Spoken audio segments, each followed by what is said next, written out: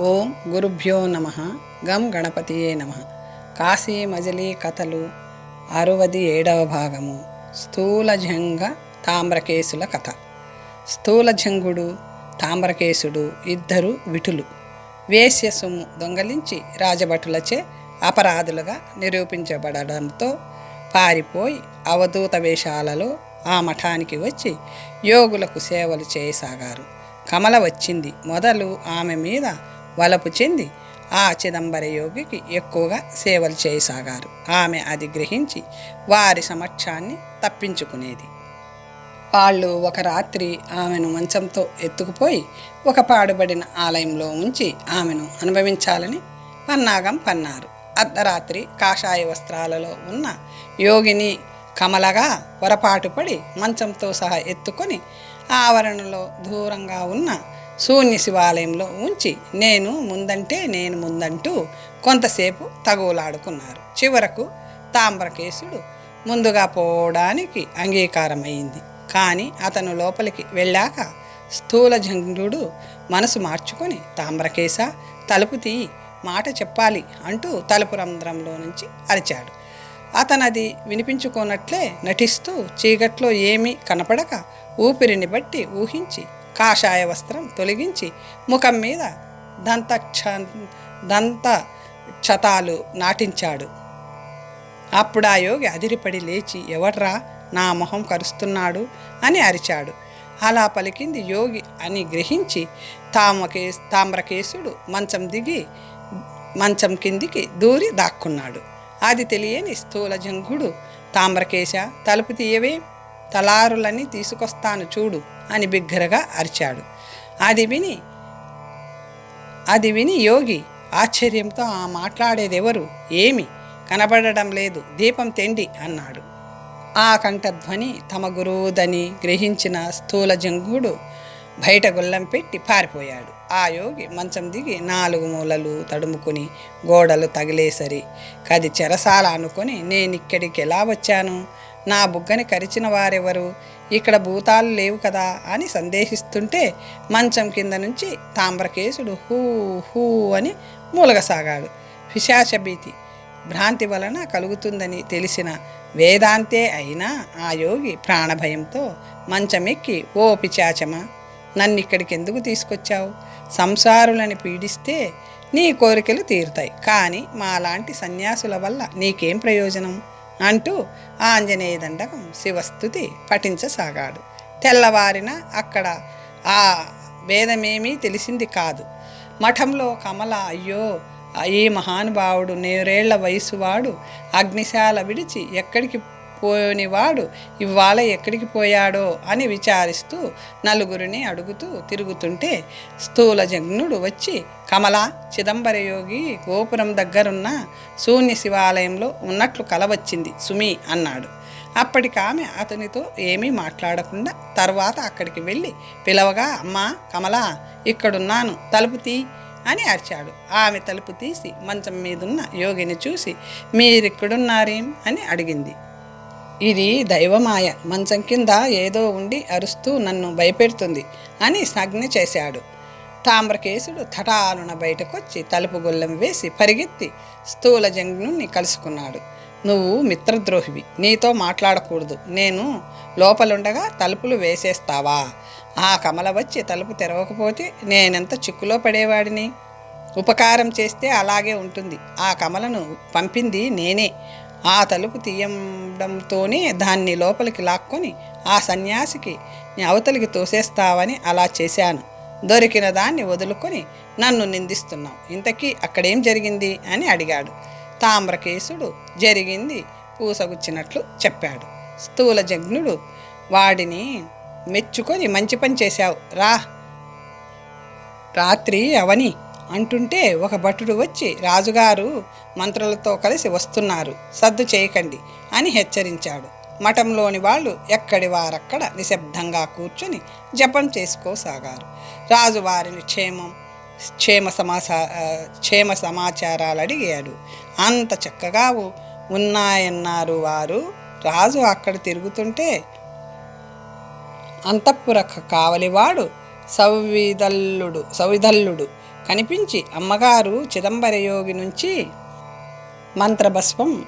భస్మం తెమ్మన్నారని వచ్చాను. ఆ యోగి కనబడడం లేదు అని విన్నవించాడు. రాజు భటులని ఆ యోగిని వెదకమంటుంటే స్థూలజంఘ్నుడు వారిని ఆ గుడికి తీసుకువెళ్ళి తలుపు తీసి, వీరే మా గురువులు, శిష్యురాలికి రహస్యంగా మంత్రోపదేశం చేస్తున్నారు అని వారిద్దరిని చూపించాడు. మంచం మీద చిదంబరయోగి పక్కన నిలబడిన కమలను చూసి, ఈ వృద్ధ తాపసుడేమిటి, ఈ బాలయోగి ఏమిటి అని ఆశ్చర్యపోతూ, యోగీంద్ర, మీరిలా చిక్కుకున్నారేమిటి అని పరిహాసంగా అడిగాడు. అతను జరిగింది చెప్పినా రాజుకు ఎందుకో నమ్మకం కలగలేదు. మంత్రులు, ఇక్కడున్న యోగులందరూ ఇలాంటి వారే. ప్రతి యోగికి ఒక శిష్యురాలు. పని పాట్లు లేక 3 పూట్ల మెక్కి ఆబోతుల్లా బలిసి ఉన్నారు. అందరినీ బయటకు పొమ్మని సత్రం మూయించేస్తే సరి అన్నారు. కానీ శశాంకుడందుకు అంగీకరింపక, ఇది మొదలి మఠంలో యోగునులుండకూడదు, 10 రోజుల్లో వెళ్ళిపోవాలి అని అక్కడికక్కడే ఆజ్ఞాపించి వెళ్ళిపోయాడు. ఆ ఆజ్ఞ విన్న కమల, అయ్యో, నా వలన మీ అందరికీ ముప్పొచ్చింది. 100 ఏళ్ల యోగిని కూడా అనుమానించారు. ఈ కపట శిష్యులే ఇలాంటి పని చేశారు. నా మంచం స్థలం మార్చుకోకపోతే వీళ్ళు నన్ను మోసం చేసి ఉండేవారు. ఛీ, ఆడరూపం ధరించాను, దాంతో రసాభాస అయింది. సత్వవంతుడిక రాడు, నేను అన్నింటికీ చెడ్డాను, ఇక వానిని చూడలేను. గురువుగారు ఎలాగూ కాశీ పొమ్మన్నారు కదా, అంతే చేస్తాను అనుకొని కమల అనే పేరుతో నున్న రూపవతి మళ్ళీ పురుషవేషం ధరించి కాశీ వెళ్ళిపోయింది. ఒకనాటి ప్రాతకాల సమయంలో ఘటికాచలమనే నగరంలో కృతవర్మ ఒక గృహస్థుని వీధి అరుగు మీద కూర్చొని, విధి ఎంత బలమైనది, గొప్పవారింట పుట్టినా సుఖపడలేక కన్నవారిని దుఃఖాల పాలు చేసి ఇల్లు వదిలి వచ్చేశాం. ఇందుకు పెద్ద కారణం కనబడదు. రాజపుత్రిక రూపవతి మమ్మల్ని కలుసుకున్నారు కాదు. వాళ్ళు బయలుదేరడానికి అవకాశం లభించిందో లేదో, సోమభట్టారకుని ఇంటికి యజ్ఞదత్తుడు వచ్చాడని విని ఇద్దరం పరిగెత్తాం. ఇంటికి పోదామని నేనెంత చెప్పినా వినకుండా శీలవతి ఇలా లాక్కొచ్చింది. ఇద్దరం ఇక్కడే పడుకున్నాం. ఆమె ఏమైందో అని ఆలోచించసాగాడు. మేఘనాథుడనే ఆ ఇంటి యజమాని వచ్చి అతన్ని చూసి వివరాలు అడిగాడు. అతను వాటిని చెప్పి, ఇక్కడ మృగబాధలు లేవు కదా, రాత్రి నేను నా మిత్రుడు పడుకున్నాం, అతను ఏమయ్యాడో తెలియదు అన్నాడు. ఈ ఊరికి వన్యమృగ బాధలు లేవు, మీరేం చదివారు, ఏం చదువుకోవాలని కాశీ వెళ్తున్నారు అని అడిగాడు. కృతవర్మ వివరంగా చెప్పాడు. అతను చాలా సంతోషించి, మేము బ్రాహ్మణులమే, మా తండ్రి చాలా సంపద సంపాదించాడు, నేను దానిని వృద్ధి చేశాను, నేను కొన్ని నాటకాలు రాశాను, అక్కడితో తృప్తి పడక వాటిని ప్రదర్శిస్తున్నాను. ఇప్పుడు నాటక సమాజంతో దేశాటనం చేయాలనుకుంటున్నాం. మాకు శ్రీవేషధారులు కొందరు కావాలి. మీరు మా సమాజంలో చేరితే మీ సంగీతం, సాహిత్యం మాకు చాలా ఉపయోగం అవుతుంది. కాశీ, ప్రయాగ మొదలైన పట్టణాలు తిరుగుదాం. మీ ఖర్చులన్నీ మేమే భరిస్తాం. అంగీకరిస్తారా అని అడిగాడు మేఘనాథుడు. మాకు నాటకాలంటే ఇష్టమే, కొన్నాళ్ళు మీతో తిరిగి మాకు చేతనైన సాయం చేస్తాం. నాటకాలు రచించడం, అవసరమైతే వేషధారణ చేస్తాం. మాకు వేతనం అక్కర్లేదు. నా మిత్రుణ్ణి వెతికి తెప్పించండి, అతను నాకంటే చాలా చక్కనివాడు అన్నాడు కృతవర్మ. మేఘనాథుడు చాలా ఆనందించి అతన్ని వెదకడానికి అప్పటికప్పుడే మనుషులని పురమాయించాడు. వాళ్ళు చీకటి పడే వరకు అనేక చోట్ల వెదికి అలాంటి వాడెక్కడా కనపడలేదన్నారు. కాశీ, రామేశ్వరాల మధ్య ఎక్కడున్నా నీ మిత్రుని వెతికి చెప్పిస్తాను అని అతనికి ఆతిథ్యమిచ్చాడు. నాటకాన్ని సరిచూసుకుంటూ అక్కడ వాళ్లతో కొన్నాళ్ళుండడానికి కృతవర్మ అంగీకరించాడు. మేఘనాథుడికి ఒక్కతే కూతురు వినత. ఆమెనొక సామాన్యునికిచ్చి పెళ్లి చేసి అల్లుడిని ఇల్లరికం ఉంచుకున్నాడు. నాటకాలు, సంగీతము శృంగార రస పూరితాలు కావడం చేత వాటిని ఆస్వాదించే మేఘనాథుడి కూతురు సహజంగానే రసికురాలయ్యింది. మగడు అసమర్థుడు కనుక ఆమె స్వతంత్రురాలు అయ్యింది. సంగీతం, సాహిత్యం, కావ్యాలంటే చెవి కోసుకునే వినత ఒకనాడు కృతవర్మ పాడుతుంటే విని అతన్ని చూసి ఆ క్షణమే ఆ సుందరుడి మీద మోహంలో పడింది. అప్పటి నుంచి ఆమె రకరకాలుగా మదన చేష్టలు ప్రదర్శిస్తున్నా అతనేమీ ఎరగని వాడిలా ఉండసాగాడు. ఒకనాడు కృతవర్మ ఒంటరిగా కూర్చొని రాసుకుంటుంటే వినత వింత చీర కట్టుకొని తలకి పట్టు వేసుకొని వైద్యం చేయమని వచ్చింది. అతనిని పొగిడి చెయ్యి చాపి పరీక్ష చేయించుకొని నీ చెయ్యి తగలడంతోటే నా వ్యాధి పోయింది అంది. ఆ మధ్య పాడిన పాట పాడమని అడిగింది. తన కోరిక తీర్చమంది.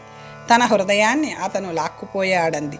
అంతలో మేఘనాథుడు వచ్చి తలుపు తీయమన్నాడు. తలుపు తీసిన ఆమె తలకున్న పట్టు చూసి తలనొప్పిగా ఉందా, పట్టు వేశావు అని అడిగాడు.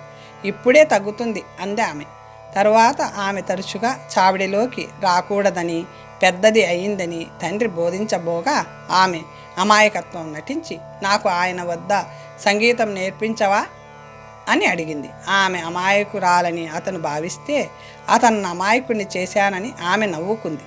ఆమె ప్రవర్తనకు కోపగిస్తున్న భర్త వినత కృతవర్మ గదిలోకి విసిరిందంటూ ఒక పద్యం రాసిన కాగితం మామకిచ్చాడు. అతను కూతురిని నిలదీయగా నీ అల్లుడికి పట్టిన అనుమాన పిశాచం నిన్ను పట్టిందా, ఎవరి చేతో రాయించుకొచ్చి నీకు చూపాడు, కృతవర్మ సుఖమహర్షి కంటే అధికుడు అని బుకాయించింది. అంతలో ప్రయాణానికి ముహూర్తం సమీపించగా మేఘనాథుడు నాటక సమాజంతో దేశాటనానికి బయలుదేరి వెళ్ళిపోయాడు. గొప్ప పట్టణాల్లో ప్రదర్శనలిస్తూ కాశీపట్టణం చేరాడు. అంతవరకు చెప్పి అక్కడ కథ ఆపాడు మనిషిద్ధుడు. తక్కిన కథను తర్వాత మజిలీలో చెబుతానన్నాడు. శబర దంపతుల కథ. తారావళి చిదంబరయోగి వట్టి జారుడట. మంత్రోపదేశం చేస్తానంటూ ఆ బాలయోగిని చేరదీశాడట. అతని మంత్రభస్మం మేం పనిచేసిందిలే, చక్కగా అలంకరించుకో, నిన్ను చూశాక వాడే అంగీకరిస్తాడు అంటూ కిన్నెరదత్తుని భార్య ఆమెను శశాంకుడి దగ్గరికి తీసుకెళ్ళింది. అన్నీ చెప్పి ఈమెను పెళ్ళాడి మా కులం ఉద్ధరించు, ఇదే నా కోరిక అంది. శశాంకుడు వినయంగా తల్లి మీ మాట ప్రకారమే నడుచుకుంటాను. ఈ మధ్య ప్రభాసాగరుడికి సహాయంగా మనం పంపిన సత్వవంతుడనే దండనాయకుడు శత్రురాజులందరినీ పారద్రోలాడు. అందువల్ల మనం వారందరికీ విరోధులం అయ్యాం. ప్రభాసాగరుడు సత్వవంతుణ్ణి తన దగ్గరుంచుకోదలిచినట్లు వార్త వచ్చింది. అతన్ని తీసుకురావడానికి నేను వెళ్తున్నాను. అక్కడి నుంచి వచ్చాక వివాహ విషయం నిర్దేశించుకుందాం అన్నాడు. అప్పుడు ఆమె చాలా సంతోషించి తారావళికేదో సైగ చేయగా ఆమె ఒక పూలదండ అతని మెడలో వేసింది. తరువాత అంతఃపురానికి వెళ్ళాక ఆమె అత్తతో శశాంకుడు ఆడది కానీ మగాడిలా కనబడతాడు, అతని కంఠం లక్షణాలు అలా ఉన్నాయి అని చెప్పింది. ఆ విషయం పరీక్షించమని రాజపత్ని చురిక అనే దాదిని రహస్యంగా నియమించింది. శశాంకుడు సత్వవంతుణ్ణి తీసుకురావాలని పరివారంతో సౌగంధికా నగరానికి వెళ్తుంటే దారిలో ఒక బోయి జంట ఎదురుపడి నమస్కరించారు. అయ్యా, మేము కొండవాళ్ళం, మాకు లేక సత్వవంతుడనే కొడుకు పుట్టాడు. వాడెప్పుడూ కొండ దిగి ఎరుగడు. వాడిని మీరెక్కడికో పంపారని మా వాళ్ళు చెప్పారు తండ్రి. వాడినేం చేశారు, బతికే ఉన్నాడా అని అడిగారు.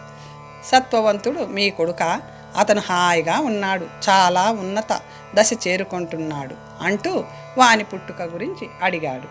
వాళ్ళు అంతా చెప్పి మకరాంకుని దగ్గర 1 సంవత్సరంలోనే అన్ని విద్యలు నేర్చాడన్నారు. సత్వవంతుణ్ణి వివరాలడిగి ఉంటే మకరాంకుడి గురించి తెలిసేదని విచారిస్తూ రండి, నేను సత్వవంతుడిని దగ్గరికే వెళ్తున్నాను అని వారిని వెంటబెట్టుకు వెళ్ళాడు శశాంకుడు. ప్రభాసాగరుడు అతనికి ఎదురు వచ్చి కృతజ్ఞతలు తెలిపి ఎంతగానో సత్కరించాడు. శశాంకుడు సౌగంధికకు వివాహం చేశారా, సత్వవంతుడేడి, మీ అల్లుడేడి అని అడిగాడు. అందుకతను శశాంక, సౌగంధికకింకా పెళ్లి చేయలేదు. ఆమె వరించిన గుప్తవర్మతో సత్వవంతుడికి ప్రగాఢ స్నేహం పెరిగింది. కాశీ నుంచి వచ్చాక పెళ్లి చేసుకుంటానన్నాడు గుప్తవర్మ. వాళ్ళిద్దరూ కాశీ వెళ్ళి ఇంకా రాలేదు. గుప్తవర్మ అందమైన వాడే కానీ పరాక్రమహీనుడు అన్నాడు. అప్పుడు 2 దూతలు వచ్చి దేవా, మీరిచ్చిన పద్యపఠాన్ని దేశాలు తిప్పాం. చివరికి కాశీపురం వ్యాసమఠంలో ఒక చిన్నవాడి పద్యం విని కొంచెంసేపు ఆలోచించి కన్నీరు పెట్టుకుంటూ ఈ పద్యం రాసిచ్చాడు. ఈ పద్యం ఎవరు రాసి పంపారో వారికే దీనిని చదివి వినిపించండి అన్నాడు. మేమెంత బతిమాలినా రాలేదు అంటూ ఆ పద్యం అతని చేతికిచ్చారు. తెలుసుకొంటి నీదు నెలవు నేడు వయస్య, కాసి చెంది చుదకు కాసి చెంది, తిరుగుచుంటి నొకటి నెరుగవేమిటికింత, మొదటి చింత కష్టములకు గంత. అది చదివిన శశాంకుడు, అయ్యో రాజ్యమదంలో నేనెంత మర్చిపోయాను. ఈ పద్యం రాసింది రూపవతి. 5 ఏళ్ళు దాటిపోతే కాశీ చేరాలనుకున్నాం. నా స్నేహితురాళ్ళందరూ కాశీ చేరుకొని ఉంటారు. నేను పోవాలి అనుకుంటూ బిళ్ళ దంపతులని వెంట పెట్టుకొని కాశీ చేరుకున్నాడు. తన వారి కోసం వెతుకుతూ కొన్ని రోజులు గడిపాడు. ఒకనాడు దివ్య రూపాలతో వచ్చిన కిరాతక దంపతులని చూసి, పుణ్యాత్ములారా, మీరింతకుముందు మాతో వచ్చిన శబర దంపతులని అనుకుంటున్నాను. మీ రూపాలు మారి బ్రాహ్మణ తేజస్సుతో ప్రకాశిస్తున్నారు. మీరు ఆ బిళ్ళ దంపతులేనా, వేరొకరా, తెలియజేయండి అని అడిగాడు శశాంకుడు. అప్పుడు కసరుడిలా చెప్పసాగాడు. దేవా, మా కథ చాలా చిత్రమైంది. ముగ్గురం బాలురం తోవలో కలుసుకొని ఇక్కడికొచ్చి సహోద్యాయులమై విద్యాభ్యాసం చేశాం. స్వల్పకాలంలోనే విద్యా రహస్యాలన్నీ గ్రహించిన మమ్మల్ని మెచ్చుకుంటూ మా ఉపాధ్యాయుడు విద్వత్కేశరి అని ఒకరికి, సోమభట్టారకుడని ఒకరికి, యజ్ఞదత్తుడని ఒకరికి బిరుదులిచ్చాడు. యవ్వనమదం విద్యామదంలో ఒళ్ళు తెలియక పెద్ద పండితులను ఎదిరిస్తూ వితండవాదాలు చేస్తూ గర్వంగా తిరగసాగాం. ఒకనాడు మేమిక్కడ తిరుగుతుంటే ఒక పౌరాణికుడు ఈ తీర్థ ప్రభావాన్ని జనుల కోరికలు సిద్ధింపచేస్తాడని, సిద్ధేశ్వరుడని, ఈ క్షేత్రం సిద్ధతీర్థమని వివరించాడు. సోమభట్టారకుడు నవ్వుతూ, తీర్థానికి వచ్చిన వాళ్ళని మోసగించి ధనం లాగడానికి ఏదో చెబుతారు. కోరికలన్నీ దేవుడు తీర్చేస్తే ప్రజలకు కృషితో పనే ఉండదు కదా అన్నాడు. దాని మీద మాకు వాదోపవాదాలు జరిగాయి. నా వాదాన్ని స్థిరపరచుకుందుకు నేను సిద్ధతీర్థంలో మునిగి, స్వామి సిద్ధేశ్వరుడా, నాకు అతి చక్కని భార్య దొరకాలి. ఆమెతో అడవిలో ఉన్న స్వర్గంలో ఉన్నంత సంతోషం కలగాలి. ఒక్కడే కొడుకు పుట్టాలి. వాడికొక్క సంవత్సరంలోనే విద్యలన్నీ వంటబట్టాలి. వాడు చాలా సత్వవంతుడై 4 వైపులా రాజ్యాలని పాలించాలి. నీ మహిమతో నా కోరికలు నిజం చెయ్యి అని కోరాను. నా కోరిక విని యజ్ఞదత్తుడు నవ్వుతూ, చాలా తక్కువే కోరుకున్నావు అని స్నానం చేసి వచ్చి స్వామికి నమస్కరించి, స్వామి, ఈ విద్వత్ కేసరి కోరిక తీరిస్తే అతని కొడుక్కి తగిన భార్య ఉండాలి కదా. 4 జాతుల అందము కలిగి శీలవతి, రూపవతి, కళావతి, విద్యావతి అయిన కూతుర్ని నాకు ప్రసాదించు అని కోరుకున్నాడు. మా ఇద్దరి కోరికలు విని సోమభట్టారకుడు పకపకా నవ్వుతూ, సిద్ధేశ్వర, పాషాణ రూప, నీకు నిజంగా శక్తుంటే నాకు మసిమంగళం లాంటి అసహ్యకరమైన ఆడపిల్లనివ్వు. అప్పుడు నీ మహిమను నేను నమ్ముతాను అని కోరాడు. అప్పుడు నేను, తదాస్తు స్వామి, వీడి కోరిక ముందే తీర్చాలి సుమి అన్నాను. అందుకతను కోపగించి, నిజంగా నీకు చక్రవర్తి పుడతాడని గర్వపడుతూ నాకు కురూపి పుడుతుందని తలుస్తున్నావా? ఇలాంటి రాళ్లకే అలాంటి సమర్థత ఉంటే లోకాలు నిలిచేనా? సరే, నేను మరో కోరిక కోరుతాను చూడు. ఓ సిద్ధేశ్వరుడా, ఈ కేసరి చక్కని భార్యని పెళ్లాడడంతో మతి చెడి విద్యలు మరిచి కొండలలో కిరాతకుడిగా బతకాలి. యజ్ఞదత్తుడికి అలాంటి మంచి కూతురు పుట్టినా ఆమె వలన అతను అనేక కష్టాలు పడాలి. ఈ నా కోరికలు తీర్చకపోతే నువ్వు సిద్ధేశ్వరుడివే కావు అని కోరాడు. అప్పుడు నేను అతన్ని నిందిస్తూ, దేవతా ద్రోహుడివైన నీ మాటలను వేల్పులు మన్నించరు. ఒకవేళ మన్నిస్తే నేను కాశీకి వచ్చి సిద్ధలింగాన్ని ఆరాధించి నా కిరాతకత్వం పోగొట్టుకుంటాలే అన్నాను. మా తగవును సర్ది చెబుతూ, భట్టారక, సిద్ధించిన మానిన మంచి కోరికలే కోరుకోవాలి. నిజంగా నువ్వు కోరుకున్న కూతురు పుడితే ఆమె పెళ్ళెలా చేస్తావు అన్నాడు. మీ కోరికలు తీరిపోయినట్లే మాట్లాడుతున్నారే, పోనీలే అన్నాడు అతను. మేము కొంతసేపు కలహించుకున్నా మళ్ళీ కలిసిపోయాం. కాశీ నుంచి నేను ముందుగానే మా దేశం వెళ్ళిపోయాను. చక్కని పిల్లని ఎంచుకుని పెళ్ళాడాను. ఆమె కాపురానికి రావడంతోటే మాకు పూర్వస్మృతులు పోయి అడవుల పాలయ్యాం. ఆ వేళ అతని తిట్లన్నీ నిజమయ్యాయి. సిద్ధేశ్వరుడి కరుణ వల్ల నా కొడుకు అలాంటి వాడే అయి సంవత్సరంలో అన్ని విద్యలన్నీ నేర్చాడు. మీరు చెప్పిన దాని వలన అతను పరాక్రమశాలి అయినట్లు కూడా తెలిసింది. వెనుకటి ఎరుక లేకున్నా మీ దయ వల్ల ఈ పుణ్యక్షేత్రానికి రావడం, దైవికంగా సిద్ధతీర్థంలో స్నానం చేయడం జరిగింది. దాంతో పూర్వ వృత్తాంతమంతా చదివిన సకల విద్యలు స్ఫురించసాగాయి. రాజా, సిద్ధేశ్వర ప్రభావం ఎలాంటిదో చూశారా? శశాంకుడు ఆశ్చర్యపడి కొంచెం ఆలోచించి, ఆర్య, సర్వకార్యాలు దేవుడే చక్కబెడతాడు. మీరు కోరిన ప్రకారమే అంతా జరుగుతుందనడానికి సందేహం లేదు. యజ్ఞదత్తుడిని నేనెరుగుదును. మీ కోడలు ఇప్పటికీ పుట్టే ఉంటుంది. ఈ వృత్తాంతం తర్వాత చెబుతాను. మీ కొడుకు సత్వవంతుడు ఇక్కడే ఉన్నాడు కనుక వెతకండి అన్నాడు. అంతవరకు చెప్పి మణిసిద్ధుడు తదుపరి కథను తదుపరి మజిలీలో చెప్పాడు. మాయా తురగం కథ. ఇల్లు వదిలే వెళ్ళేటప్పుడు ఎవరెక్కడ ఎలా తిరిగినా 5 ఏళ్ళు అయ్యేసరికి కాశీనగరం చేరుకోవాలనుకున్నాం. ఆ కాల పరిమితి దాటిపోయింది. అదీ కాక శ్రీవేషంతో తిరుగుదామంటే వ్యాసమఠంలో లాగా మరే నిందా పడాలో పురుషవేషం చాలా ఇబ్బందికరంగా ఉంది. ఈ క్షేత్రంలో శరీరం చాలిస్తే పుణ్యం అనుకొని మకరాంగుడి పేరుతో ఉన్న రూపవతి మణికర్ణిక ఘట్టానికి పోయి పావన గంగలోకి దూకింది. గంగ ఒడ్డున చల్లగాలి సేవిస్తూ గుప్తవర్మ సత్వవంతుడు విహరిస్తున్నారు. సత్వవంతుడు వెంటనే అది చూసి ఆమెను రక్షించి, అమ్మా, నువ్వెవరివి? చావవలసిన పరిస్థితి ఏమొచ్చింది అని అడిగాడు. ముక్తి కోసం అని ఆమె అనేసరికి సత్వవంతుడు, చాలు చాలు, మా గురువు మకరాంకుడు నాకొకసారి బల్వన్మరణం మహాపాపం అని చెప్పాడు. ముక్తికి మరో మార్గం లేదా అన్నాడు. ఆ మాట విని మకరాంకుడు, నువ్వు సత్వవంతుడివా అని అడిగాడు. సత్వవంతుడు, నా పేరు నీకెలా తెలిసింది? నువ్వెవరివి? నీ కంఠధ్వని ఎప్పుడో విన్నట్లు, నీతో పరిచయం ఉన్నట్లు తోస్తుంది. నువ్వు మా గురువు మకరాంకుడివి కాదు కదా అన్నాడు అతను. మకరాంకుడు మౌనముద్ర దాల్చడంతో అతన్ని కౌగిలించుకొని, కృతజ్ఞుడినని కాబోలు, నాతో మాట్లాడడం లేదు. అప్పుడు దైవికంగా అలా విడిపోవలసి వచ్చింది. ఇప్పటిదాకా నీకోసమే వెతుకుతూ తిరుగుతున్నాను అన్నాడు.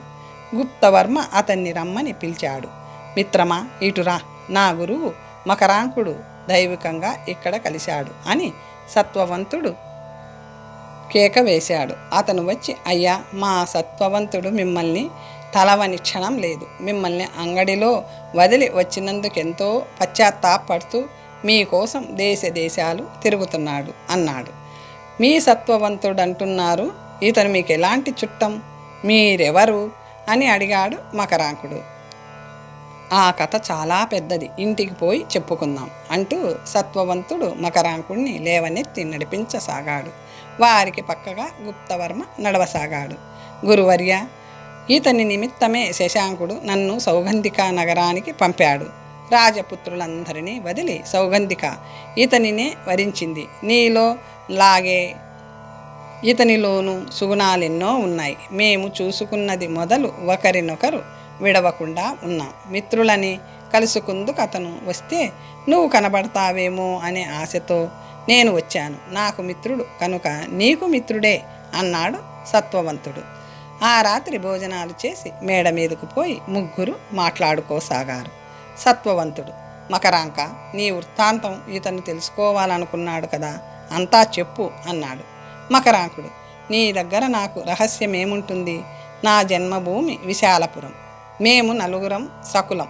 దేశాలు చూడాలని తల్లిదండ్రులని మాయ చేసి ఇల్లు వదిలాం. తలో దారి పట్టి వారిని కలుసుకుందుకు తిరుగుతున్నాను. గుప్తవర్మ, అయ్యా, తమరి పేరు మొదటి నుంచి ఇదేనా? ఆమె రూపవతిని అడిగాడు. మకరాంకుడు, అది శీలవతేమో అని అనుమానించి ఇలా అడిగావేం?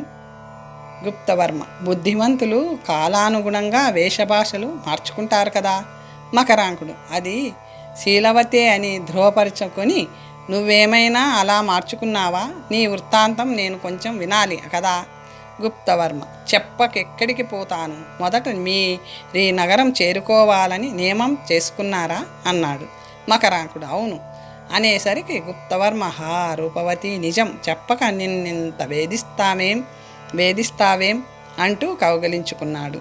మకరాంకుడు: అయ్యో శీలవతి, నిన్నెరగక తొట్రుపాటు పడుతున్నాను అంటూ ఆమెను కౌగలించుకున్నాడు. ఇద్దరూ జలిమిగా దుఃఖించసాగారు. అది చూసి సత్వవంతుడు ఆశ్చర్యపోతూ, మీరు ఒకరినొకరు తెలిసిన వారా? రూపవతి అని పిలిచాడు. వారెవరు? మీరు దుఃఖిస్తారేం? మీ కథేమిటో త్వరగా చెప్పండి అన్నాడు. గుప్తవర్మ: శీలవతి, కళావతి, విద్యావతి, రూపవతులని పేర్లు కల మేము నలుగురం స్నేహితురాళ్ళం. మాలో శీలవతి విద్యావంతులకు వివాహం చేయాలని తల్లిదండ్రులు తలపెట్టడంతో అందుకు అంగీకరించక వాళ్ళని ఊరు దాటించి నదిలో పడి పోయారని కళావతి, రూపవతి చెప్పి ఆప్తులందరినీ కష్టాలు పాలు చేశారు. వారిలో శీలవతిని నేను, రూపవతి ఈమె. దేశాటనం చేయాలని మా అభిలాష. నేను విద్యావతి మగవేషాలు వేసుకొని గుర్రం మీద తెల్లవారేసరికి చాలా దూరం వెళ్ళిపోయాం. తరువాత నడవడం మొదలుపెట్టాం. సాయంకాలానికి ఒక అగ్రహారం చేరి సోమభట్టారకుడనే పండితుడి ఇంట్లో విద్యాభ్యాసం నెపంతో చేరి సకురాళ్ల కోసం ఎదురు చూశాం. అతని కురూపి కూతురు పరిణయం మధ్యలో నా తండ్రి యజ్ఞదత్తుడు విరక్తుడై రాగా మేమక్కడ నుంచి పారిపోయాం. పోయి ఒక గ్రామం చేరి ఒక వీధి అరుగు మీద విద్యావతి గాఢంగా నిద్రపోగా నాకు నిద్ర పట్టలేదు. అర్ధరాత్రి ఒక గుర్రం పారిపోతుంటే పట్టుకోండి అంటూ అరుపులు వినిపించాయి. నేను తటాలున లేచి అదిలించిన. అది ఆగకపోవడంతో కోపమొచ్చి దాని వెనుక పరిగెత్తి ఎగిరి దాని మీద ఎక్కి కూర్చున్నాను. అది శరవేగంతో పరిగెత్తింది. జీను లేని గుర్రం మీద సౌగంధిక నగరం పొలిమేర వరకు వచ్చాక అది విపరీతంగా చెమటలు కారుతూ ఆగింది. నేను మెల్లగా దిగి కళ్ళు తిరిగి నేల మీద పడుకున్నాను. అది కపట ఘోటకమని భావించి ఊళ్ళోకి వెళ్ళి వింతలు చూస్తుంటే చిత్రశాలలో సౌగంధిక అనే రాజపుత్రిక స్వయంవరం జరుగుతుంది. నేను అక్కడున్న అశోక వృక్షం కింద నిలబడ్డాను. ఆమె రాజకుమారులెవ్వరిని వరింపక నా మెడలో పూలమాల వేసింది. రాకుమారులందరూ కోపగించి ఏకమై కోట ముట్టడించారు. మీ సాయం వల్ల ఆపద తీరింది. నన్ను పురుషుడని వరించి పెళ్లాడమని నిర్బంధించిన రాజకుమారిని యాత్రమిషతో తప్పించుకొని వచ్చాను. కృతవర్మ పేరుతో ఉన్న విద్యావతి ఏమైందో తెలియరాలేదు అన్నాడు. రూపవతి కూడా తానిల్లు వదిలినది మొదలు అంతవరకు జరిగింది చెప్పింది. ఇద్దరి కథలు విని ఆశ్చర్యంతో ఆడవాళ్ళైనా దేశాలు తిరుగుతున్నారు, ఎంత గట్టివాళ్ళు, ఎంత సాహసం చేశారు అన్నాడు. అంతలో తూర్పు తెల్లవారిపోయింది. అప్పుడు రూపవతి అక్క శీలవతి ఆ మధ్య ఎవరో ఒక పద్యం తీసుకొచ్చి చదివారు. అది కళావతే రాసిందని ఆమెను రమ్మని నేను కూడా బదులు పద్యం రాసి పంపాను. మన సకురాళ్ళు ఇక్కడికి చేరుకొనే ఉంటారు. ఈ పట్టణం జన సంకీర్ణమయ్యింది కనుక చాలా జాగ్రత్తగా వాళ్ళ కోసం వెదకాలి. వాళ్ళు కనపడక మానరు అంది. ఆ మాటకు రూపవతితో కలిసి స్నానం నెపంతో గంగా నదికి పోయారు. అక్కడ స్నానం చేస్తున్న విద్వత్కేసరి రూపవతిని గుర్తుపట్టి దగ్గరకు వచ్చి, నువ్వు మకరాంకుడివి కావు, నన్నెక్కడైనా చూసిన జ్ఞాపకం ఉందా అని అడిగాడు. రూపవతి తెల్లబోయింది. అప్పుడు అతను తాను కాసరుడే అని ఈ క్షేత్రానికి వచ్చి మునపటి రూపు పొందాడని ఆ వృత్తాంతం చెప్పాడు. ఆమె స్నానం చేస్తున్న సత్వవంతుణ్ణి చూపించింది. అతను తండ్రిని పోల్చుకోలేకపోగా ఆ బ్రాహ్మణుడు తన కథ చెప్పి, శశాంక మహారాజు ధర్మమా అని ఇక్కడికొచ్చి శాపవిముక్తి చెందాను అన్నాడు. తాను బ్రాహ్మణుడైనందుకు సత్వవంతుడెంతో ఆనందించి తండ్రి కాళ్ళకి నమస్కరించాడు. విద్వత్కేసరి వారిని వెంటబెట్టుకొని శశాంకుడి సౌధానికి వెళ్ళాడు. రూపవతి దూరం నుంచే శశాంకుడిని చూసి అతన్ని కళావతిగా గుర్తుపట్టింది. శీలవతి, విద్యావతి ఇక్కడే ఉంటుంది. శశాంకుడు నన్ను గుర్తుపడతాడో లేదో చూద్దాం అంటూ ఆమెతో అతని దగ్గరకు పోయింది. అప్పుడు విద్వత్కేసరి, మహారాజా, ఇదిగో సత్వవంతుడు గంగలో స్నానం చేస్తూ కనిపించాడు. అతనికి విద్య నేర్పిన మకరాంకుడిని ఇతనే అని అంటుంటే అతను మకరాంకుణ్ణి పరీక్షగా చూసి, స్నేహితుడా, నేనెవరిని అనుకుంటున్నావు? గుర్తుపట్టలేదా? అరణ్యంలో వదిలి వచ్చేశానని కోపమా? నా తప్పు మన్నించు అంటూ రూపవతిని కౌగలించుకున్నాడు. అతను శీలవతిని చూపించి, ఇతనెవరో తెలుసా అంటూ శీలవతిని కౌగిలించుకున్నాడు. సత్వవంతుడంతా చూస్తూ నవ్వుతూ, ఈ శశాంక మహారాజు మీ నలుగురిలోనూ ఒకరా? పోలిక అలాగే ఉంది. ఎంత సాహసులు, మీకు మీరే సాటి అన్నాడు. అప్పుడు ఆ ముగ్గురు స్త్రీలు ఏకాంతంగా కూర్చుని తాము పడిన కష్టాలు చెప్పుకొని విద్యావతి జాడ తెలియవలసి ఉంది అనుకున్నారు. విచిత్ర నాటకం కథ. మర్నాడు వాళ్ళు నాటక ప్రకటన పత్రికను చూశారు. దానిలో కృతవర్మ అనే కవిచే రచించబడిందిగా బాగా చదువుకున్న నలుగురు కన్యల ఈ కథ కరుణరస ప్రధానం. శీలవతికి విద్యావతికి తల్లిదండ్రులు పెళ్లి చేయబోగా అది ఇష్టం లేక వాళ్ళు నదిలో మునిగిపోయారని కల్పించి కళావతి రూపవతులు వారిని ఊరు దాటించడం ఆశ్చర్యం. శీలవతి పెళ్లి కూతురు వేషం వేసుకొని గురుపుత్రికకు పెళ్లి చేయ పూనడం హాస్యం అంటూ ఉన్న కథా సంగ్రహాన్ని చదివారు. ఈ నాటకం రచించిన వాడు నిస్సందేహంగా మన కృతవర్మే, మనని తెలుసుకోవాలని దీనిని ప్రదర్శిస్తున్నాడు అని పరిచారకుణ్ణి నాటకశాలకు పంపి కృతవర్మ ఎక్కడున్నాడో తెలుసుకురమ్మన్నారు. వాడు వెళ్ళి వచ్చి, నాటక సంఘం వారు మహారాజుల కన్నా గొప్పగా ఉన్నారు, నా మాట వినిపించుకోనే లేదు అన్నాడు. ఆ రాత్రి వాళ్ళు చక్కగా తయారై నాటకానికి ముందుగానే వెళ్ళి ముందు వరుసలో కూర్చున్నారు. ఎందరో మహారాజులు వాళ్ళు వచ్చారు. నాటకశాల కిటకిటలాడిపోసాగింది. విద్యావతి వేషం కృతవర్మ ధరించాడు. శీల, కళా, విద్యావంతుల వేషాలు ప్రవేశించడంతోనే ప్రేక్షకుల్లోని ఆ ముగ్గురు తమ ప్రతిబింబాల్లా అనుకున్నారు. సభలోని కొందరు హా, పుత్రి, శీలవతి, కళావతి, విద్యావతి అంటూ ఆర్తనాదాలు చేస్తూ నిలబడ్డారు. రక్షక భటులు వారిని వారిస్తూ కూర్చోబెట్టారు. చక్కని సంభాషణలు, కథతో నాటకాన్ని గొప్పగా ప్రదర్శించారు. నాటకం పూర్తవడంతోనే కృతవర్మ ఈ కథను ఎలా కల్పించాడో తెలుసుకోవాలి. నేనా శీలవతి తండ్రి యజ్ఞదత్తుడిని. శీలవతి విద్యావతి నదిలో మునగ లేదని రాశాడు. అది తెలుసుకుందుకే వచ్చాను అని ప్రార్థించాడు. మరొకరు లేచి, నేను విద్యావతి తండ్రి ధనపాలుడిని. ఈ కథలోని నిజానిజాలు తెలుసుకోవలసిన అవసరం నాకు ఉంది అన్నాడు. వృషాంకుడు లేచి తన గురించి వివరంగా చెప్పుకున్నాడు. ఆ సభలోనే ఉన్న ధర్మపాలుడు నిలబడి, ఇవాళెంత సుదినం, ఈ నాటక సమాజం వారెంత ఉపకారం చేశారని నా మిత్రులందరూ ఇక్కడే కూడారు. ఈ నాటకంలో రాసినట్లు ఆ బాలికలు మరణించకపోతే మేము చాలా అదృష్టవంతులమే. కృతవర్మ మాకు అసలు విషయం తెలిపి ఎంతో పుణ్యం మూట కట్టుకుంటాడని కోరుతున్నాను అన్నాడు. అంతలో సూత్రధారుడు వచ్చి, కృతవర్మ ఇవాళ జ్వరపీడితుడు. అన్య విషయాలు తెలుసుకోగోరేవారు రేపు మధ్యాహ్నం జరగనున్న సభకి రావాల్సిందిగా కోరుతున్నాం అన్నాడు. దానితో వారు తప్ప మిగిలిన అందరూ వెళ్ళిపోయారు. తలుపులు బంధించడానికి పరిజనులు రాగా, మేము కృతవర్మ మిత్రులం, గుప్తవర్మ వచ్చాడని అతనికి చెప్పండి, అతను పొమ్మంటే పోతాం అన్నారు. వాళ్ళు వెళ్ళి చెప్పేసరికి కృతవర్మ వెంటనే వచ్చి గుప్తవర్మని చూసి కౌగలించుకొని, ఆ వేళ ఏమైపోయావు, ఎలా వచ్చావు, మన వారి జాడ ఏమైనా తెలిసిందా అంటూ అడిగాడు. అతను నవ్వుతూ, వీరెవరో చూడు అన్నాడు. అప్పుడు అతను వారిని గుర్తుపట్టి ఎంతో సంతోషంతో ప్రకటించాడు. అప్పుడు అందరూ శశాంకుడి నివాసానికి పోయి మేడ మీద విశ్రాంతిగా కూర్చుని ఒకరికొకరు తమ కథలు చెప్పుకున్నారు. రూపవతి, మన నలుగురి తల్లిదండ్రులు ఇక్కడే ఉన్నారని తెలిసింది కదా, రేపు మనందరినీ కలుసుకోవచ్చునా? శీలవతి, ఇంకా చెప్పకుండా ఏం చేస్తాం, పడిన పాటలు చాలవా అన్నది. కళావతి, మనకై మనం పోకుండా ఆ కేసరిని పంపి వారిని ఇక్కడికి రప్పించాలి. అతను మనలను మగవారే అనుకుంటున్నాడు, కానీ సత్వవంతుడికి చెప్పాం మనం, అతన్ని వరించడం అందరికీ ఇష్టమే కదా అన్నది. రూపవతి, అంతా భగవంతుడి ఇష్టం, అదిగో వస్తున్నాడు. సత్వవంతుడు, నన్ను చూసి నవ్వుతున్నారేం, మీ రహస్యాలను అంతరాయం కలిగించానా అన్నాడు. శీలవతి, మీ దగ్గర రహస్యాలు లేవు, నువ్వు మాకు చేసిన ఉపకారానికి ప్రతిగా ఏం చేయాలా అని ఆలోచించాం. ఇంక దాచడం ఎందుకు? నువ్వు ఉత్తమ బ్రాహ్మణ పుత్రుడివి, నీకు మేమందరము పరిచారకులమై ఉంటాం. సత్వవంతుడు కొంచెం సేపు వారిని చిక్కులు పెట్టి శీలవతి విద్యాభాస్కరుడి చేత తాళి కట్టించుకుంది కదా, దానికేం చెబుతారు అన్నాడు.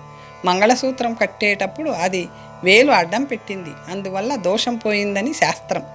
ఆ మాటకు అతను సంతోషించి వారిని వివాహం చేసుకుందుకు అంగీకరించాడు. అంతలో తెల్లవారింది. విద్వత్ కేసరికి రహస్యమంతా చెప్పారు.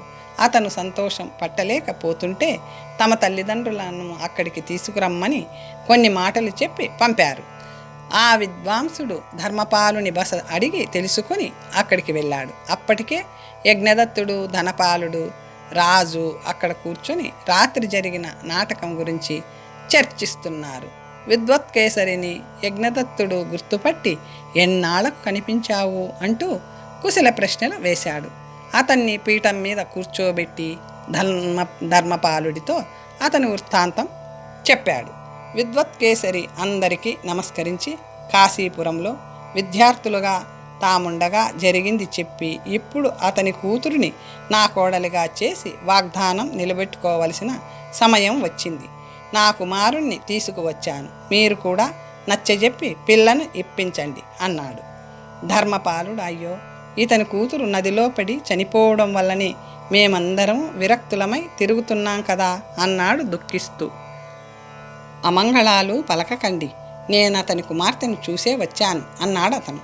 అందుకు వాళ్ళు ఆశ్చర్యంతో ఎక్కడున్నారు, ఎవరెవరున్నారు అని అడిగారు. మీకు సందేహంగా ఉంటే నాతో రండి, చూపిస్తాను అని వారిని వెంటబెట్టుకొని నివాసానికి తీసుకువెళ్ళాడు. బాలికలు నలుగురు పూర్వవేషాలలో కూర్చొని మాట్లాడుకుంటున్నారు.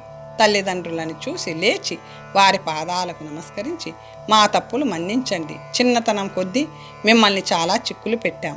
మునుపు మా గురువులు సిద్ధతీర్థంలో కోరిన వరాలే మా ప్రవర్తనకి కారణాలు అంటూ తమ తమ వృత్తాంతాలు చెప్పి వారిని ఆశ్చర్యంలోనూ ఆనందంలోనూ ముంచారు. ధర్మపాలుడు సత్వవంతుని శౌర్య సాహసాలు మునిపే విని ఉన్నాడు కనుక అప్పుడే సుముహూర్తం